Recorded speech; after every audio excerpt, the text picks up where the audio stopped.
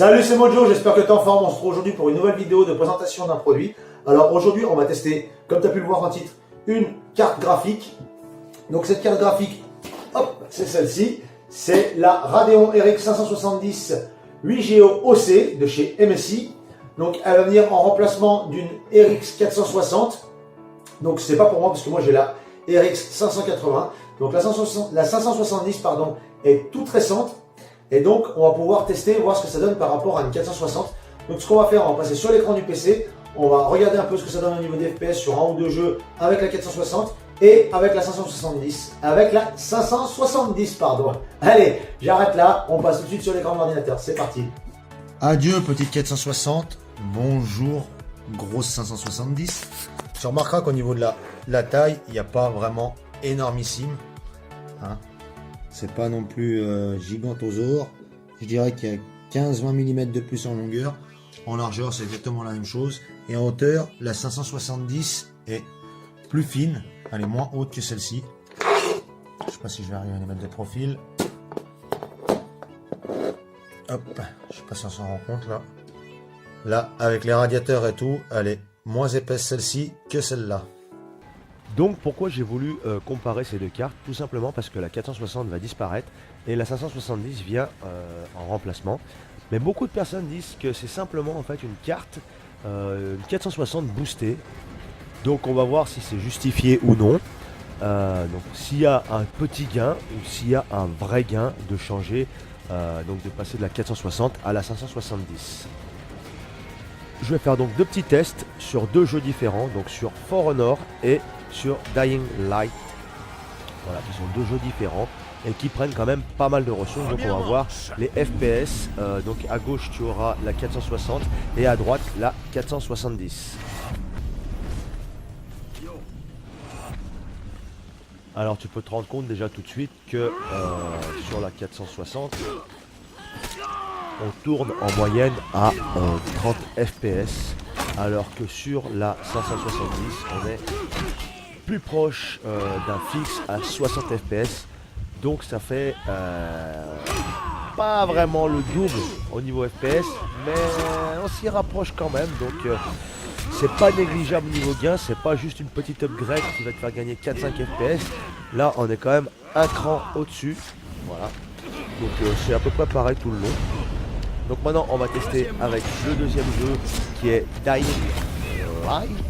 Et là, on va voir ce que ça donne, si c'est pareil ou si c'est pas du tout la même chose. Donc c'est parti, là j'ai essayé de caler le truc à peu près au même endroit. Donc toujours pareil, la 460 est à gauche et la 570 à droite. Et tu peux remarquer qu'il y a un gain non négligeable des FPS. Alors c'est peut-être moins flagrant que par rapport à For Honor juste avant. Mais le gain est tout de même là. Et c'est pas un petit gain. C'est quand même... voilà, dans un jeu comme ça, c'est pas négligeable. J'ai discuté avec Brecken.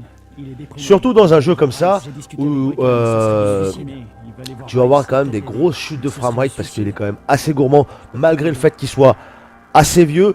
Graphiquement, il tient largement la route, même encore jour d'aujourd'hui. Je veux dire, il y a des jeux bien plus moches et moins bien aboutis graphiquement que celui-ci. Donc voilà, vaut mieux avoir quand même un petit truc sous le coude là au niveau des framerates pour pouvoir être tranquille. Donc tu peux voir que là, encore une fois, il n'y a pas photo. Et bah écoute, je vais te reprendre tout de suite Facecam pour te faire la conclusion de cette petite carte graphique. C'est parti.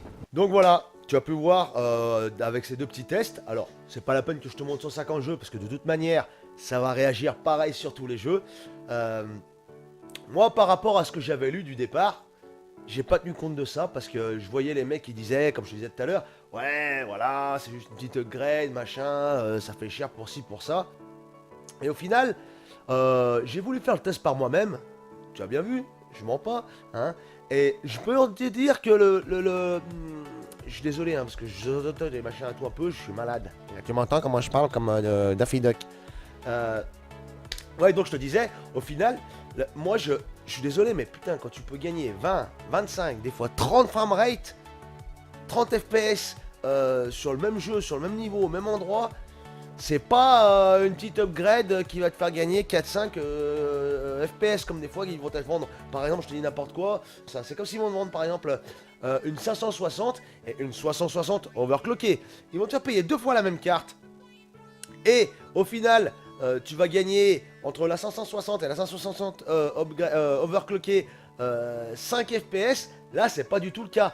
Là, on est sur une autre gamme. On a vraiment changé, je trouve, carrément de gamme de cartes graphiques. Puisqu'on a quand même gagné, comme je te le disais, entre 20 et 30 FPS. Je t'ai pas parlé du prix en plus. Donc je vais te le dire tout de suite, elle coûte moins de 200 euros, tu peux la trouver à 190 euros.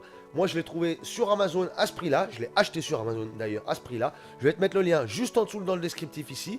Tu pourras te rendre compte par toi-même que c'est vraiment une bonne carte graphique si t'as pas vraiment trop d'argent et que tu as envie de jouer, quand même profiter quand même un maximum de choses. Voilà, moi je trouve que cette carte elle est vraiment tout à fait viable et fiable en plus de ça. Parce que je peux te dire que la personne à qui je l'ai offerte, elle tourne pas H24, j'exagère, mais quasiment. Et il n'y a aucun problème avec cette carte graphique, c'est juste top. Voilà. Et ben écoute, on va arrêter cette vidéo juste ici maintenant, tout de suite. N'oublie pas de t'abonner, de cliquer sur le pouce en l'air, de cliquer sur la cloche pour être au courant des dernières vidéos que je mets en ligne. Et moi, je te dis à bientôt pour une prochaine vidéo. Ciao.